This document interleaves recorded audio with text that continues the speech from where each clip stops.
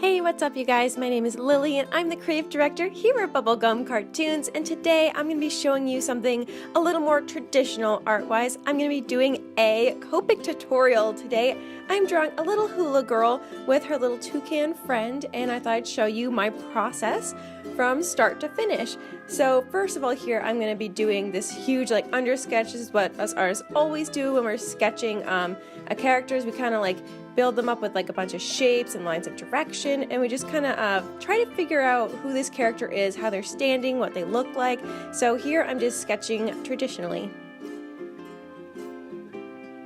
I will warn you though, this has a lot of missing footage in this video because my phone kept dying. I usually don't film on my phone, but I have most of it here, which is awesome. So here we go, she's just like a little shorty. And I'm gonna have one arm overhead and one arm out over here.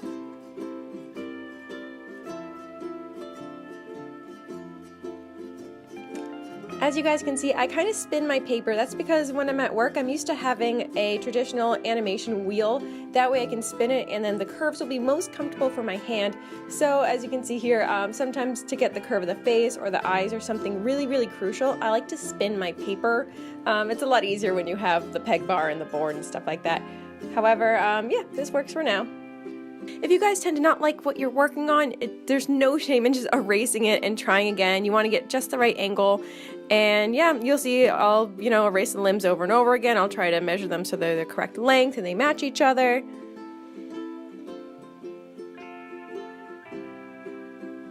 Yeah, I thought it'd be fun to do a little hula girl today since it is so hot in California right now. Oh my god, it was 114 the other day and I am dying. My apartment has no AC, so I'm just trying to live over here. So I thought it'd be cute and a little more festive to kind of imagine like Hawaii and, grass skirts and little flowers and stuff.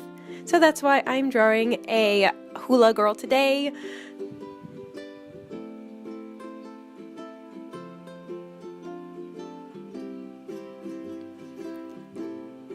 Poof, ta-da, there's a toucan. Yeah, isn't it so great when you lose your footage? It's awesome. I love that when that happens. But yeah, there's a little toucan. I did have a little reference for him. There's lots of different colors, so find one that's right for you. So after I do my undersketch with, I just used pencil, this pencil I got from Daiso, and now I'm going in with micron pens. Micron pens are wonderful. I'm going in with an 03 here. That's like for me personally, that's the perfect amount of width and thickness. So now I'm going over her with that. I'm not doing, of course, all the underlines and undersketch and stuff like that. I'm only choosing the final outlines here. The reason I use micron is because it won't smudge when I start to erase it, because I'm going to erase all the undersketch here. So it won't smudge when I erase, and it stays in place and doesn't smudge with the markers as well. This is an awesome trick. I love using microns. Here I go, spinning the page again.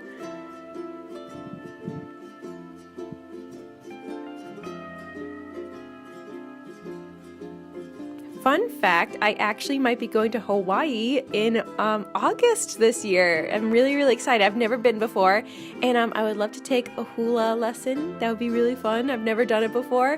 I also want to do some surfing. I've done some surfing here in Laguna Beach, but I think in Hawaii it's a lot crazier. So we'll see how that goes. I really hope we can go in August. If not, we're probably going to go around the Christmas season. So either way, I'm super excited for Hawaii. Yep, so here's just more micron, blah blah blah. How's your summer going? Let me know in the comments. Are you having a good summer? Are you staying cool? Are you excited for school? No one's excited for school. That was a trick question. So I've been really obsessed with birds lately. If you guys didn't know, I'm allergic to every animal with fur.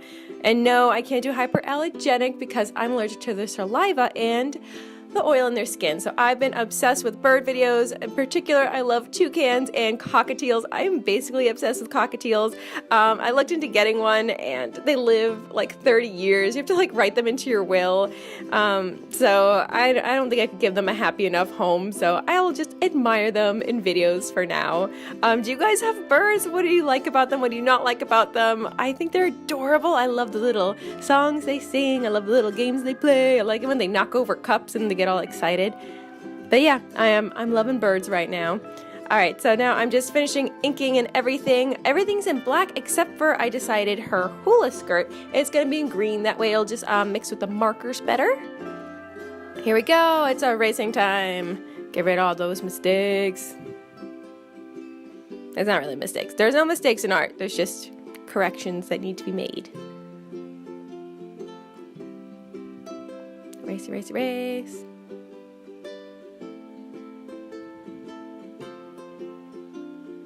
It's gonna look like an earthquake a little bit here because this table is not secure, and neither is my phone.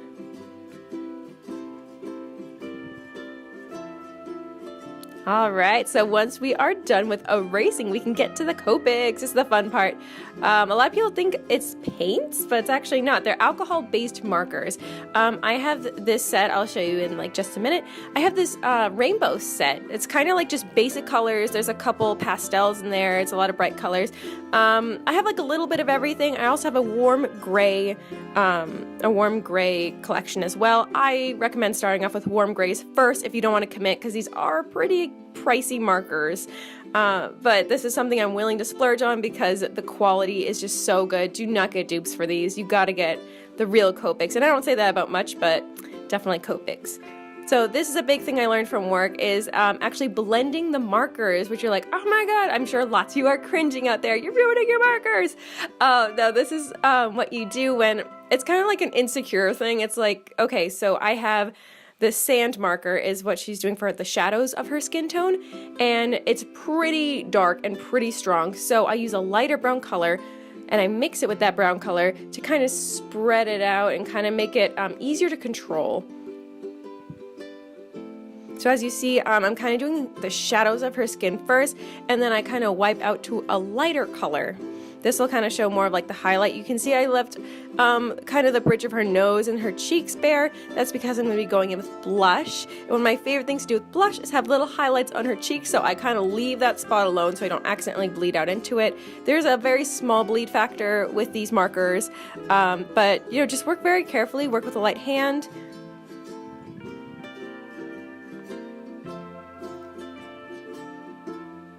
Unfortunately, I did lose the footage of when I did her hair, but I can still explain it to you. So I used a dark brown for her hair, and then on her bangs where the sun hits, I kind of just left it alone, like left it blank, and then I worked in with a lighter brown, and then I worked in with like kind of a reddish color, and then I worked back in with, it was a lot of blending and unblending and blending and unblending. Blending is your best friend here. So that's how I did her hair. The rest of it was just kind of brown and that little bit of red, so there's a little bit of a red shine to her hair.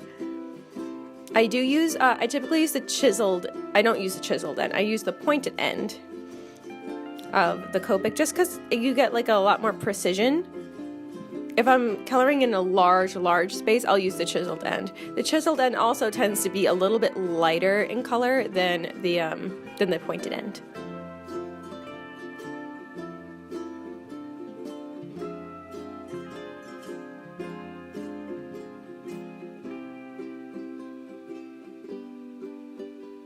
Alright, one of my favorite parts is the blush. So I'm using a pink right here, and I'm using a lighter pink to help spread it around. So be very careful. You can see I'm kind of dabbing into the nose first, and then I carry it to the cheeks, because the nose can be darker than the cheeks. The cheeks are very subtle. It can go very clowny very quickly. So like I said, I just avoid that little teeny spot on each of the cheeks to look like a little highlight, and then I make the button nose just pink. Now I'm moving on to the hibiscus flower. Okay, I'm moving on to the flower. I made it pink, of course, because pink's my favorite color, but I'll try not to make her too pink. And then around the lay on her, around her neck, I alternate colors, so some of the flowers kind of radiate pink from the middle, some of them kind of radiate this orange color, and then one of them will be lilac.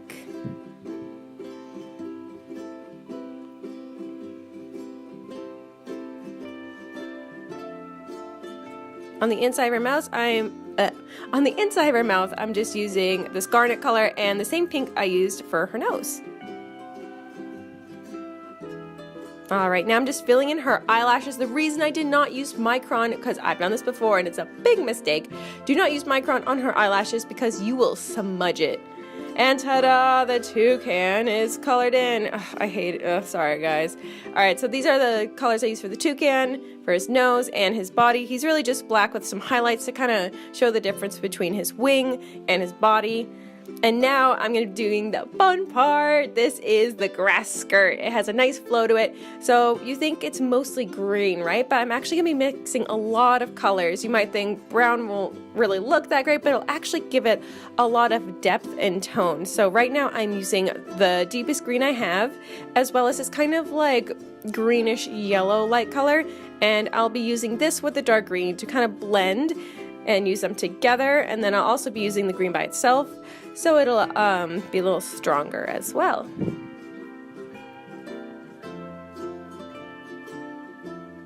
Let's see, for her top I really just used the bright orangish yellow, and I just left a little highlight on the side of her clothing to kind of show that little bit of a highlight as well. And here I'm just kind of messing around, just have fun, play with it. It's a grass skirt. It's gonna, it's not precise. Here I'm going in with the browns, and that kind of helps it out there. Gosh, she's so cute. Have you guys ever had toucan just land on your hand? No, me either. I think it'd be kind of nice though. There we go, going in with the last bits of green. Make it really, really stand out. Make it feel super tropical. Here I'm just adding a little yellow. I did a little goof up, so I'm trying to disguise it. There's no shame in goofing up, guys. Just do your best. Here I'm fixing a little goof I did in the eye. And after that, I'm going to be doing, some freckles, of course, because it's a Lilli sketch. She's got to have freckles. All right. And then I'll be doing my signature, and I'm using the smallest point possible.